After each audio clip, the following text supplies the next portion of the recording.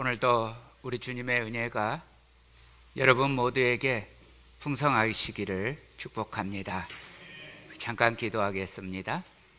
사랑 많으신 하나님 아버지, 우리 주님 은혜를 찬송하고 찬송합니다.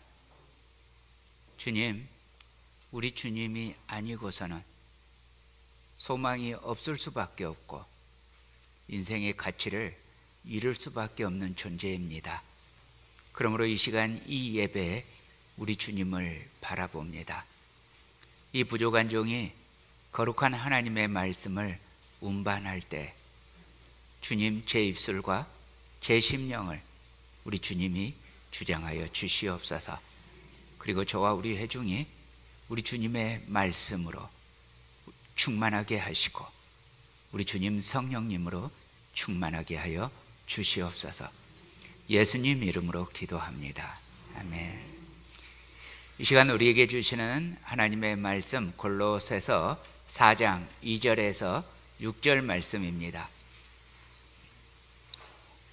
우리 다 함께 한 목소리로 받들어 읽도록 하겠습니다. 골로새서 4장 2절로 6절입니다. 함께 읽습니다. 기도를 계속하고 기도에 감사함으로 깨어 있으라.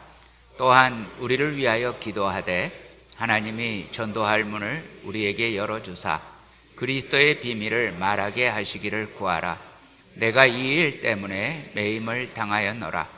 그리하면 내가 마땅히 할 말로써 이 비밀을 나타내리라. 외인에게 대해서는 지혜로 행하여 세월을 아끼라. 너희 말을 항상 은혜 가운데서 소금으로 맛을 냄과 같이 하라. 그리하면 각 사람에게 마땅히 대답할 것을 알리라. 아멘. 예전에 제가 신학교 다닐 때 저희 부부는 성내동에 살고 있었습니다.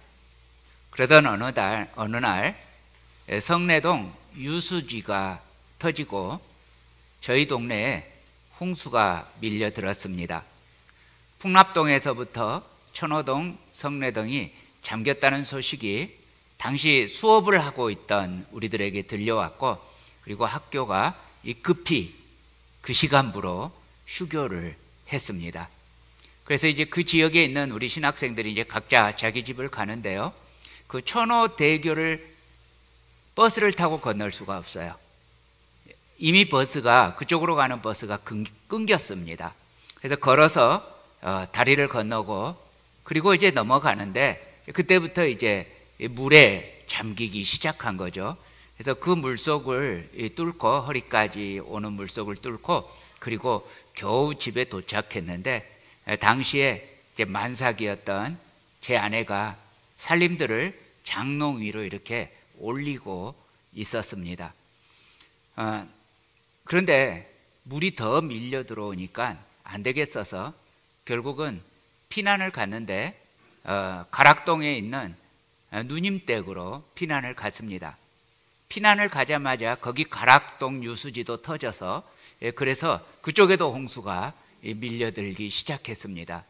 다행히 누님댁이 아파트 5층이어서 거기에서 이제 물이 밀려드는 모습을 이렇게 남의 동네 구경하듯이 구경하면서 웃기다, 재밌다, 다행히 올라온 뒤로 홍수 나서 다행이다, 이렇게 하면서 지내는데 몇 시간 지나지 않아서 위기가 닥쳐왔습니다.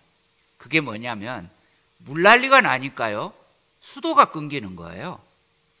물이 어마어마하게 많은데 온 세상에 흙탕물 뿐이고 마실 물, 씻을 물 이게 없는 거예요. 그래서 약 일주일 정도 누님 댁에 살면서 누님 식구와 그리고 저희 부부가 제대로 씻지도 못하고, 그리고 설거지는 했던 구정물에 다시 설거지하고, 그리고 밥은 마트에서 겨우 구입했던 병물 몇 개를 가지고 밥만 겨우 해먹는 그런 상황이었습니다. 그나마 다행이었던 거죠. 그나마 밥을 해먹을 수 있었으니까요. 아무튼 그렇게 아주 제 인생에 재미있는 일주일을 보냈습니다. 아모스에 이런 말씀이 있습니다. 아모스 8장 11절입니다. 주 여호와의 말씀이니라. 보라, 날이 이를지라 내가 기근을 땅에 보내리니 양식이 없어 주림이 아니며 물이 없어 가람이 아니요 여호와의 말씀을 듣지 못한 기갈이라. 오늘날 우리는요, 텔레비전이나 인터넷만 열면 설교가 홍수처럼 쏟아져 들어옵니다. 그런데 오늘날 우리들 성도들의 삶은 이 홍수 같은 말씀 가운데에서 마치 목마른 사람처럼 살아갑니다. 뭐가 문제일까요? 자, 첫 번째요. 능력의 주님과의 개인적인 교제를 회복해야 합니다. 2절 말씀입니다. 기도를 계속하고 기도에 감사함으로 깨어 있으라. 찬송가 263장에 보면요, 이 세상 험하고 나 비록 약하나 늘 기도 힘쓰면 큰 권능 얻겠네. 이 세상 험해요. 우리는 약해요. 그래도 기도에 힘쓰면 큰 권능 얻을 수 있다고요. 믿습니까? 아멘. 아시죠? 예. 믿으시고 아시는데 문제가 있어요. 뭐예요? 그렇게 기도하지 않아요. 너무나 슬프게도 우리 중에 기도의 자리에 나오는 사람들이 점점 희귀해져 가고 있습니다. 기도 없는 세상, 기도 없는 교회, 기도 없는 성도, 이 홍수 같은 이 말씀의 홍수 속에서 정작 성도들이 목말라 죽어가고 있습니다. 스마트폰에 빠져서 은혜의 자리, 모임의 자리에 나오지 않습니다. 이번 주 금요일, 토요일, 주일 재직 세미나가 있습니다. 자, 남들이 나를 집사님, 권사님, 장로님 혹은 목사님, 전도사님 이렇게 부르시는 분들은 재직이죠. 자, 재직 손 들어 보시겠어요? 예. 자, 이 재직들은 재직 세미나에 한 분도 빠짐없이 나오셔야 되지요. 예, 손 내리셔요.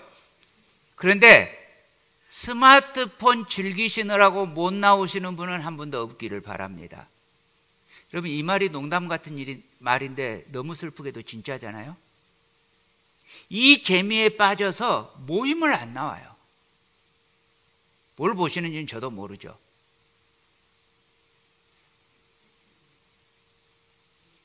간절함이 사라져버렸어요.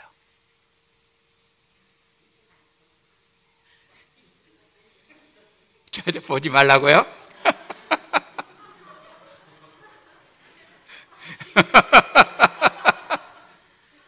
보지 말라고.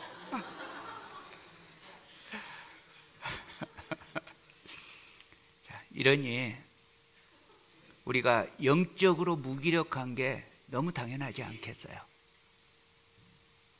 여러분, 기도 없이 살아가는 하루가 복이 아니다는 거 너무 잘 아세요. 기도 없는 하루가 향기가 없는 꽃과 같다는 거 아세요. 기도 없이 살아가는 삶이 마치 허수아비 같다는 것도 아세요. 행복해도, 기쁨을 느껴도, 만족을 느껴도, 심지어 내 삶이 형통해도 기도 없으면 그것은 실제가 아니죠. 허상이지요. 결국은 메말라져 가는 꽃꽂이의 화려함에 불과합니다. 생명의 원줄기로부터 공급이 끊어졌기 때문입니다. 사랑하는 형제자매 여러분, 기도에 감사함으로 깨어 있으시기를 축복합니다. 항상 하나님과 영적인 생명수 파이프가 연결되어 있으시기를 축복합니다. 우리 기도합시다. 기도의 자리에 나아오기를 애쓰고 힘쓰십시다. 시간을 정해서 함께 모이고 어찌하든 기도의 자리에 성공해서 성도의 권능을 회복하시기를 우리 주님 이름으로 축복합니다. 두 번째요, 영적 무기력에서 회복하려면요, 우리에게 전도의 문이 열리기를 간절히 구하며 힘써야 합니다. 여러분, 전도하지 않는 순간 삶이 편해집니다. 전도하지 않기로 맘먹고 아무런 죄책감도 안 갖기로 하는 순간 삶은 편해지는데요, 마치 침대에 편안하게 누워서 시간이 지나가고 나니까 근육이 다 무기력해져서 여러분 침대에 며칠만 누워있으면 못 걷잖아요. 우리가 그런 존재가 되고 맙니다. 3절입니다. 또한 우리를 위하여 기도하되 하나님이 전도할 문을 우리에게 열어주사 그리스도의 비밀을 말하게 하시기를 구하라. 내가 이 일 때문에 매임을 당하였노라. 자, 이 구절에 보면 바울의 필생의 기도 제목이 나와요. 하나님이 전도할 문을 열어주사, 우리에게 열어주사 그리스도의 비밀을 말하게 하옵소서. 이게 바울의 인생의 의미였고 목적이었습니다.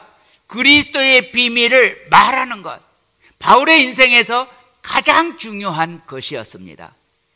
여러분, 오늘 우리 이영철 장로님께서 빠마를 하고 오셔서 무척 모차르트 닮았어요. 아주 어울리십니다. 그러면 한번 우리 상상해 보십시다.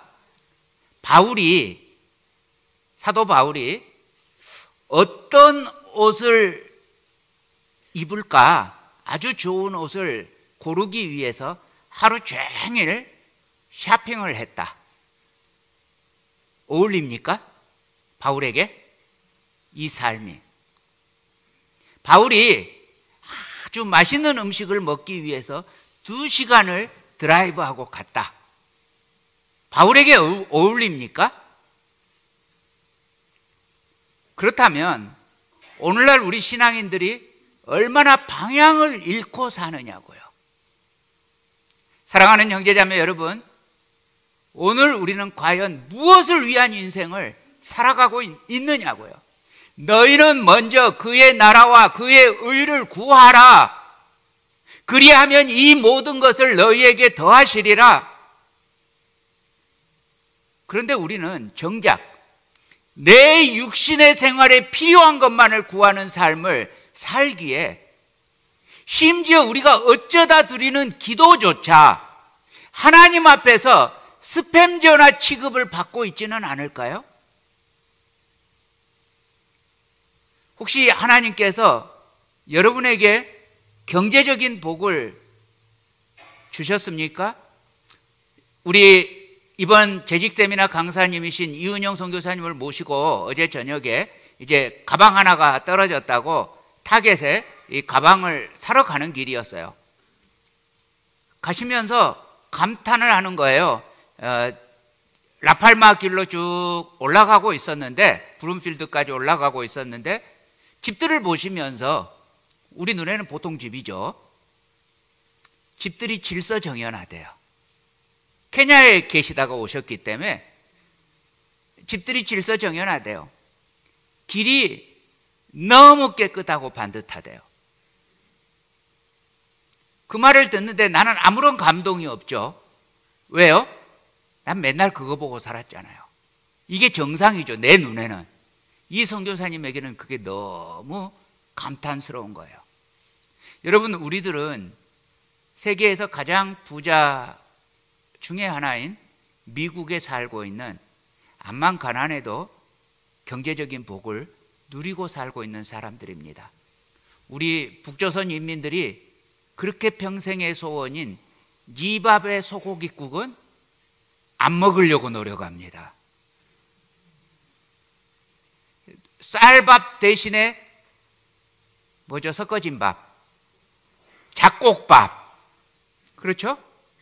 소고기국 대신에 오히려 시금치국 같은 거. 예? 오히려 우리는 이렇게 추구하고 삽니다. 경제적인 복을 얻었어요. 그런데 이 경제적인 복을 가지고 하나님께서 내 이웃을 사랑하고 복음을 전하는데 사용하라고 주셨다는 생각은 일도 안 해보고 오로지 나와 내 가족을 위해 쓸 생각에만 전념하고 있지는 않습니까? 제가 지난주에 어쩌다가 좀 일찍 주차장을 나갔어요. 그러고 나서 느끼게 된 게 있는데요. 우리 교인들 차들이 많이 좋아졌더라고요. 예전에 우리 교인들 차 중에서 좋은 차는 부동산 하시는 분들 타는 수준이었는데 차들이 좋은 차들이 많이 있는데 제가 그 차를 보면서 생각하게 된 거예요. 이 차가 쓸모가 있는 차인가? 그러면서 또 다른 한편으로 이런 생각도 해봤어요. 교인들이 나이가 드니까 자식들이 효도하느라고 좋은 차를 사줘서 타고 다니나 보다. 그러면서 그런 생각이 드는 거예요. 이 좋은 차를 타고 다니시는 건 좋기는 한데 그렇게 해서 교회가 이렇게 점점 이런 좋은 차가 많아지니까 혹시 무리를 위해서 좋은 차를 사려고 하시는 교인들이 생기지 않을까?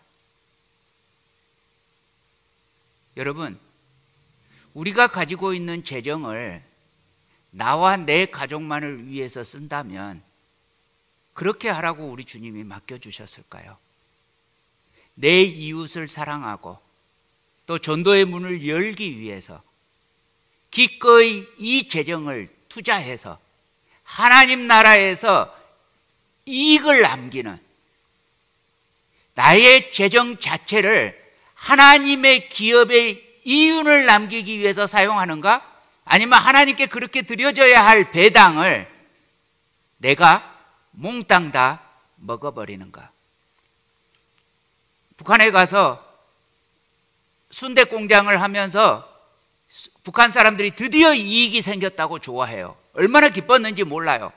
순대 공장에서 이익이 남았다. 이걸로 다시 재투자해야지 라고 설렜어요. 북한을 다시 들어갔는데 그 돈 달라고, 남은 돈 달라고 했더니 없대요.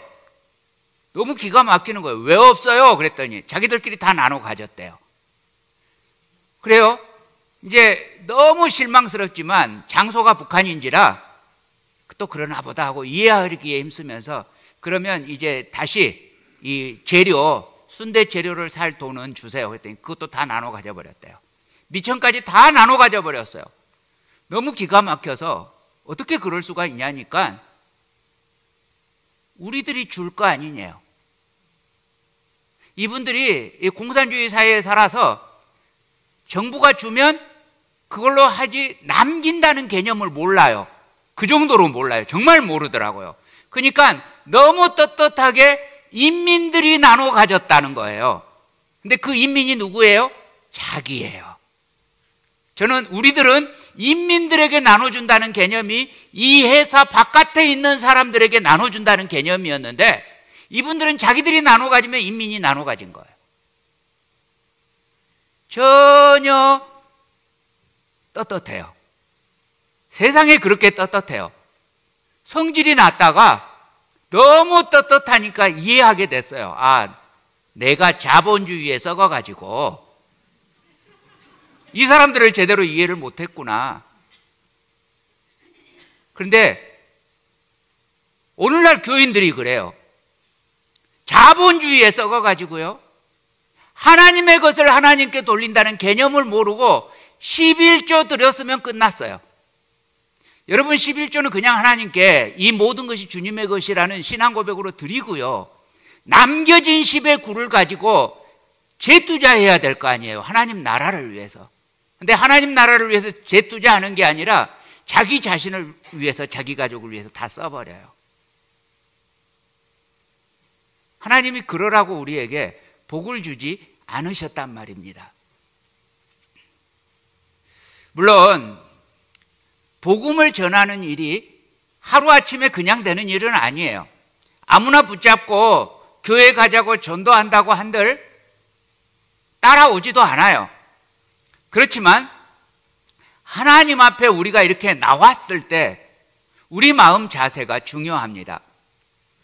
사마리아인처럼 이웃을 불쌍히 여기는 마음이 있어야 합니다. 예배당에 앉아 있어도 내 마음은 믿지 않는 내 식구들, 믿지 않는 내 지인들, 믿지 않는 이웃들에게 가 있어야 합니다. 안타까운 마음에 자기도 모르게 눈물 흘리면서 주여 어떻게 하든지 저 영혼을 구원해 주옵소서 간절히 부르짖어야 합니다. 그러므로 사랑하는 형제자매 여러분, 우리들도 바울처럼 사명을 가지고 기도하십시다. 하나님, 나에게 전도할 문을 열어주셔서 그리스도의 비밀을 말하게 하옵소서. 하나님, 저 사람의 인생에 예수 그리스도가 소망이라는 것을 어떻게 말할지 지혜를 허락하여 주시옵소서. 저 사람의 인생에 예수 그리스도가 정말 의미이고 정말 행복해질 수 있는 비결이라는 것을 말할 수 있는 지혜와 기회를 허락하여 주옵소서. 이것이 항상 우리의 기도 제목이 되시기를 축복합니다. 우리도 바울처럼 오늘부터 신실하게 기도하십시다. 하나님, 저 사람의 인생에 오직 예수 그리스도가 필요합니다. 저 사람에게 전도할 문을 열어주셔서 그리스도의 비밀을 말하게 하옵소서. 아멘. 세 번째입니다. 영적 무기력에서 회복하려면 삶에서 다른 사람의 본이 되는 선교적 존재의 삶을 살아야 합니다. 5절 6절입니다. 외인에게 대해서는 지혜로 행하여 세월을 아끼라. 너희 말을 항상 은혜 가운데서 소금으로 맛을 냄과 같이 하라. 그리하면 각 사람에게 마땅히 대답할 것을 알리라. 여기서 외인은 예수님 안 믿는 분들 말하죠. 세월을 아끼라는 말은 시간 아끼라는 의미가 아니죠. 기회를 올 때 놓치지 말고 잡으라는 거죠. 그러니까 믿지 않는 사람들을 위해서 기도하다가 그리고 지혜롭게 행하다가 드디어 전도의 기회가 왔으면 그 기회를 잡으라는 거예요. 여러분, 기도하지 않는 사람 전도의 기회가 와도 흘려보냅니다. 전도하는데 그냥 된다고도 생각하지 마십시오. 생명을 얻는 일이잖아요. 영원한 사망 가운데 있는 사람을 영원한 생명으로 인도하는 길이잖아요. 죽은 사람을 살리는 거예요. 이거는 엄청난 일입니다. 그렇죠? 이거는 영적 전쟁이에요. 하나님과 마귀 사이에 힘겨루기가 있어요. 그러므로 이 일을 행하자면 우리도 마땅히 대가 지불을 해야 합니다. 시간이 필요하고요. 관심이 필요하고요. 정성이 필요합니다. 제가 어린 시절 예수님 안 믿을 때요, 제 친구는 저를 전도하기 위해서 무려 2년 동안을 매주일 저를 데리러 왔습니다. 지금 생각하면 얼마나 감사한지 몰라요. 저처럼 그렇게 끈질기게 전도를 받은 사람들이 제가 아직 만나보지를 못했어요. 그때는 그 친구가 몹시 귀찮게 느껴졌어요. 그래서 짜증도 참 서슴없이 냈는데 그런 대우를 받으면서도 그 친구가 저를 포기하지 않고 저의 생명의 은인이 됐습니다. 어른이 되고 목사가 되고 나서 그 친구를 찾아가서, 야 태광아, 그 친구 이름이 태광입니다. 야 태광아, 너무 고맙다. 네가 나를 살렸다. 했더니 이 친구가 대답이, 아니야, 어쩔 수 없었어. 왜? 그때 우리 생각해봐. 중고등학생이 너하고 나밖에 없었잖아.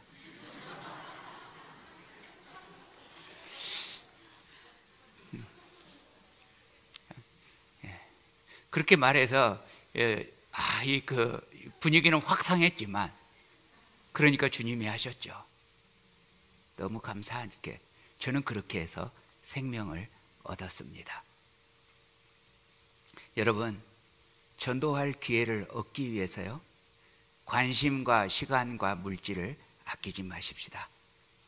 여러분, 우리의 관심사가 무엇입니까? 편안하게 살다가 링겔 꽂고 죽는 것입니까? 이 거짓되고 음란한 이 허무한 세상에 하나님의 나라가 회복되는 것이 여러분의 관심사가 되시기를 축복합니다. 하나님의 나라가 이 땅에 이루어지는 것이 우리의 비전이 되기를 간절히 축복합니다. 하나님께서 우리에게 이 하나님 나라의 사업을 위해서 각자에게 지금 달란트를 맡겼어요. 우리는 하나님의 달란트를 맡은 종들입니다. 우리가 5달란트를 남기게 될지 2달란트를 남기게 될지, 아니면 그냥 받은 달란트를 땅에다가 묻어버리는 1달란트 받은 종이 될지, 그것은 우리의 선택에 달려 있습니다. 주님께 받은 달란트로 주님을 기쁘시게 하고 하나님 나라를 위해서 사용한다는 것은요, 일종의 모험입니다. 우리는, 여러분 기억하십시다. 우리 그리스도인들은 하나님 나라를 위해서 하나님의 기업을 경험하는, 나에게 맡겨진 하나님의 기업을 경영하는 벤처 기업인입니다. 여러분, 우리에게 주어진 인생은 한 번입니다. 그 한 번의 인생을 가지고 하나님 나라를 위해서 살 것인가? 아니면 그냥 아무것도 안 하고, 하나님 나라에 비교하면 다른 일은 아무것도 아니잖아요. 그렇게 살다가 허무하게 죽을 것인가? 남들이 보기에는, 안 믿는 사람이 보기에는 기가 막힌 인생이다 라고 여겨졌을 때, 그러함에도 불구하고 내 인생을 기꺼이 들여 하나님 나라를 위해서 이문을 남겨 하나님께 드리는 벤처 기업인이 되시기를 축복합니다. 여러분, 우리들은요, 보이지 않는 것을 보이는 것보다 더 중요하게 여기고 그것을 위해서 살아가는 사람입니다. 안 믿는 사람 눈에 보기에는 이게 오히려 구름을 잡고 허망하게 사는 것처럼 보이지만, 여러분, 어느 게 실제예요? 보이지 않는 것이 우리 눈에 보이는 것보다 실제잖아요. 우리는 보이지 않는 실제를 믿음의 눈으로 보고 살아가는 사람들입니다. 자, 따라서 하겠습니다. 하나님 나라를 위해서 생명을 바친다. 평생을 주님을 위해서 건다. 아멘. 여러분, 오늘날 신앙생활 하시는 분들은 많습니다. 75억 중에 자기가 그리스도인이라고 말하는 사람은 아직도 무려 25억입니다. 어마어마하게 많습니다. 그런데 그 25억 중에 자기가 구원을 받았다고 믿는 수는 톡 떨어집니다. 1%가 안 됩니다. 그 구원을 받았다고 믿는 1% 중에 하나님 나라를 위해서 살고 있다고 생각하는 사람은 다시 1%가 안 됩니다. 충성스럽게 오직 주님만을 위해서 살겠다는 사람은 많지 않습니다. 그러나 여러분, 우리는 비웃음을 받을지라도, 핍박을 받을지라도, 손해를 볼지라도, 자존심이 상할지라도, 모욕을 당할지라도 하나님 나라와 그의 의를 위해서 살아가시기를 축복합니다. 내게 주어진 생명 주님께서 주셨잖아요. 나에게 있는 사랑하는 자녀들 주님이 주셨잖아요. 내게 주어진 가정 주님이 주셨잖아요. 재능도 재물도 출세도 성공도 다 주님 주신 거잖아요. 그런데 주님이 다 주셨는데 정작 나는 최고의 관심사여야 할 하나님 나라를 위해서는 요만큼 쓰고 전부 다 나 자신만을 위해서 혹은 내 식구만을 위해서 살아가고 있다면 우리가 나중에 주님 만나는 날 마음 편하게 주님 만날 수 있을까요?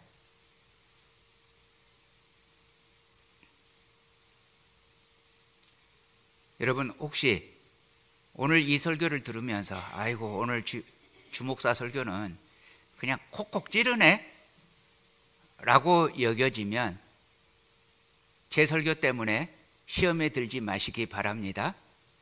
예, 저도 인간적으로 지금 걱정되니까 이런 소리 해요. 예. 그런데도 제가 선포하는 것은 사실은 내게도 찔리는 거예요. 저도 여러분과 똑같이 찔리고 있어요. 그런데 왜 전해요? 하나님의 말씀이니까. 예전에 어떤 교인이 저희 교회를 오셔서 교회를 옮긴 이유를 말씀하시는데요. 그 전에 섬기시던 목사님이 언행이 불일치하대요. 강단에서 선포되는 말씀과 살아가는 삶이 일치가 안 된대요. 그래서 오셨대요. 그래서 아무 소리 안 했는데 속으로 나 진짜 언행이 불일치한데. 오늘 말씀도 제게 그래요.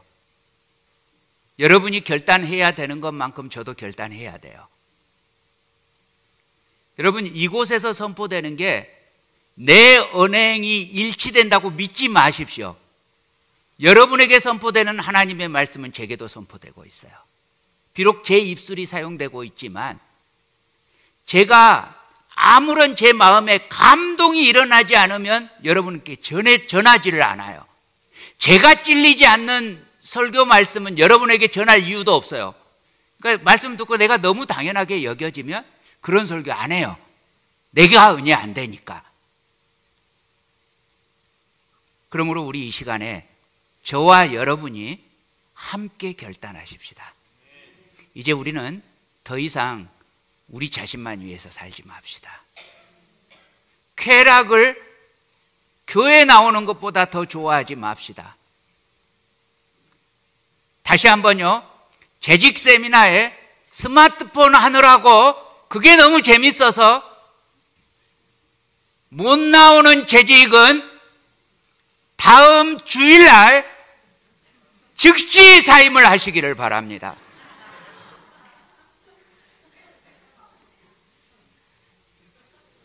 이렇게까지 말했는데 예. 아니 무슨 중요한 이머전시 같은 일이나 혹은 아웃 오브 스테이트 아웃 오브 시티를 했다면 이해할 수 있는데 그렇지 않으면 여러분의 시간을 주님을 위해서 기꺼이 내놓으십시오. 그거 내놔봐야 그 얼마나 됩니까? 많지도 않은 시간이잖아요. 내가 쓰고 있는 시간에 비하면. 자, 그리고 전도 대상자를 위해서 여러분을 투자하십시오. 시간을 투자하고 물질도 투자하고 정성도 투자하십시오. 나와 내 식구를 위해서는 기꺼이 돈을 쓰는데 좋은 차를 사기 위해서도 쓰는데 정말 복음을 위해서는 안 쓰시는 이런 일은 없도록 하십시오.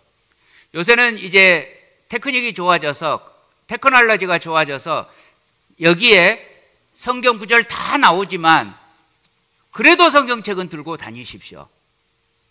그리고 혹시 아직도 개역 성경을 가지고 있는 분은 즉시 개정 개역으로 바꾸세요. 이 성경책이 이게 지금 얼마짜리인지 모르겠는데 아마 3, 40불 할 거예요. 더 해요? 50불 해요? 60불 해요? 여러분, 그래도 한 식구 밥 먹는 것보다 싸잖아요? 아니, 식구들 외식은 기꺼이 하면서 어떻게 성경책 바꾸는 것을 아까워합니까? 이게 말이 됩니까? 너무 흥분하면 안 되죠. 그리고요, 전도 대상자를 찾아간다는 말은 그 사람을 사랑해 준다는 말입니다. 가서 무슨 말 할까 걱정하지 마시고 친구 돼 주시라는 말입니다. 그 사람에게 관심을 가져 주십시오. 오늘날 우리 기독교가 전도하는데 왜 욕을 먹냐면 사랑은 하나도 없이 열매만 따먹으려고 해요. 전도라는 열매만 따먹으려고 해요.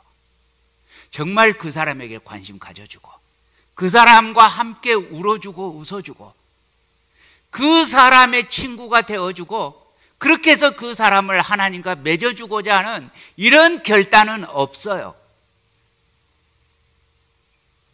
좋은 친구가 되어주십시오. 그 친구가 혹시 내 자존심을 상하게 할 수도 있어요.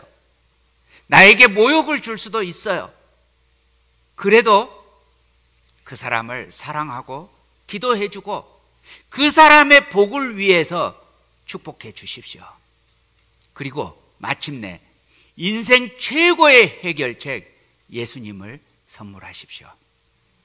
여러분, 우리가 지혜로 행하는 최선의 방법이 뭔지 아십니까?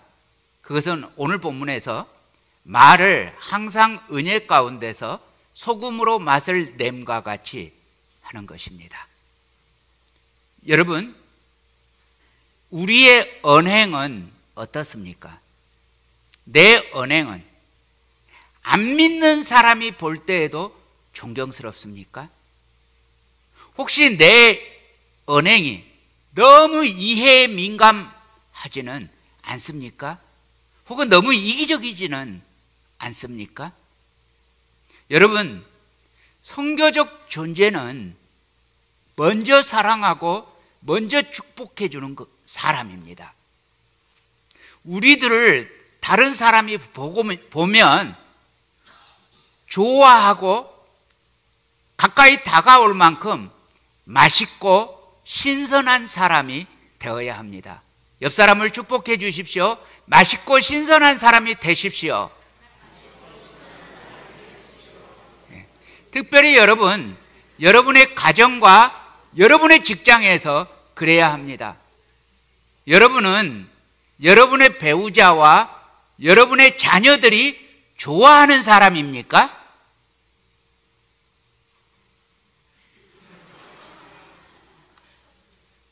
아니면 여러분이 나타나면 여러분의 배우자와 여러분의 자녀들이 살살 피해 다닙니까? 직장에서도 사람들이 내 주변에 모입니까?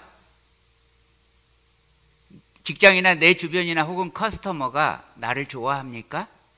아니면 나만 나타나면 모여있던 사람도 흩어집니까?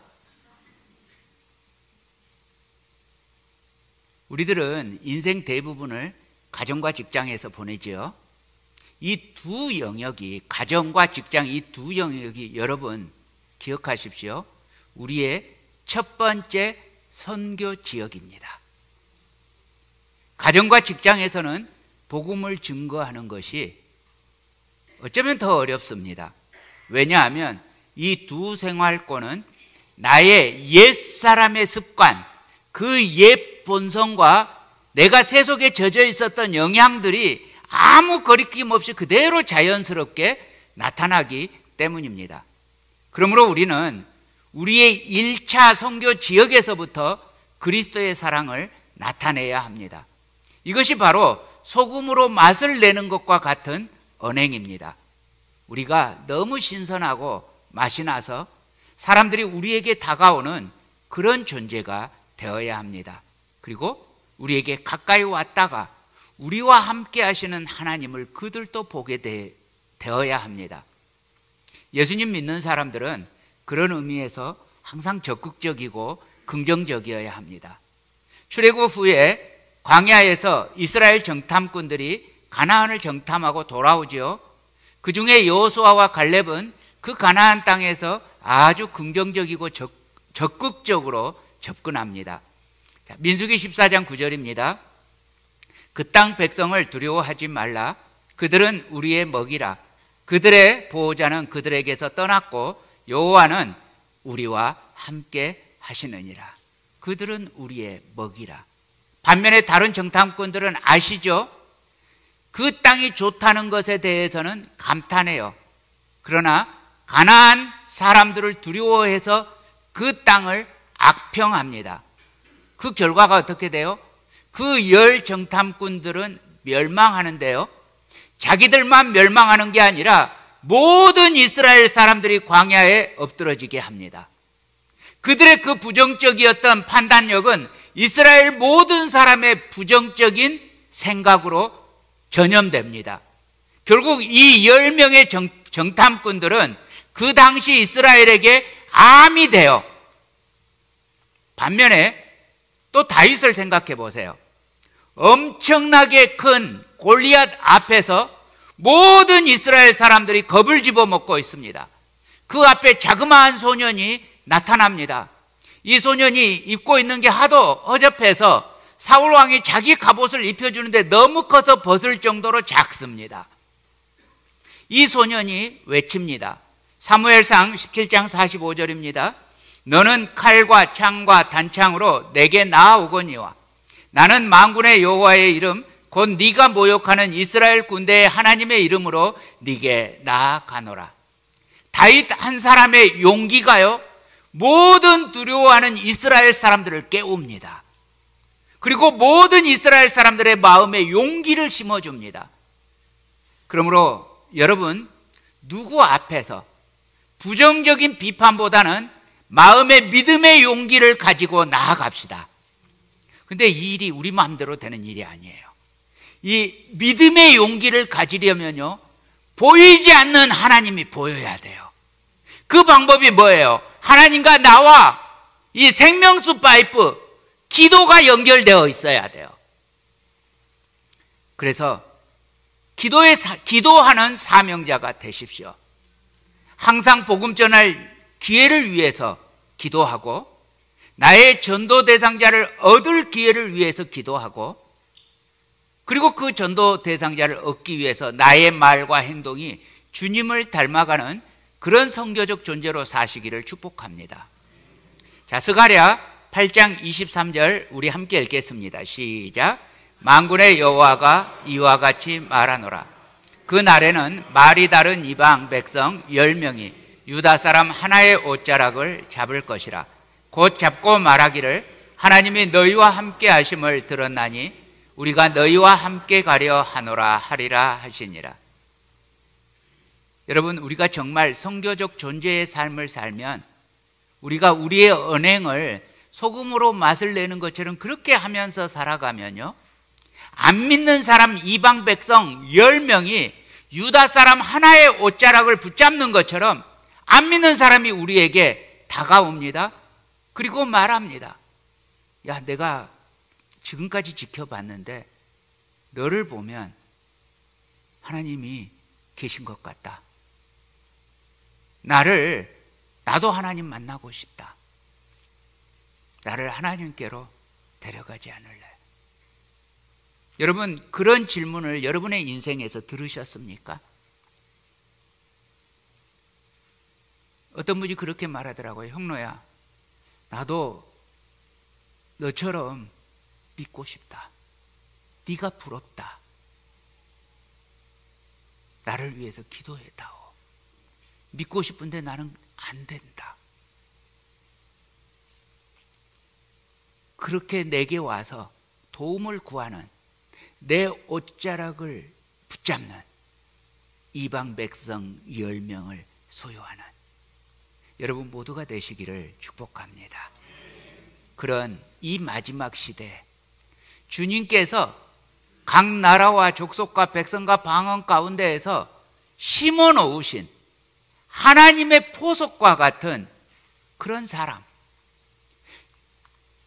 십자가를 가리키는 이정표와 같은 그런 사람, 주님을 만나게 해주는 키퍼슨, 바로 그 선교적 존재가 우리 모두가 되기를, 우리를 살리는 복음 주셨고 그 복음으로 선교적 존재가 되게 하신 우리의 구원주 예수 그리스도 이름으로 간절히 축복합니다.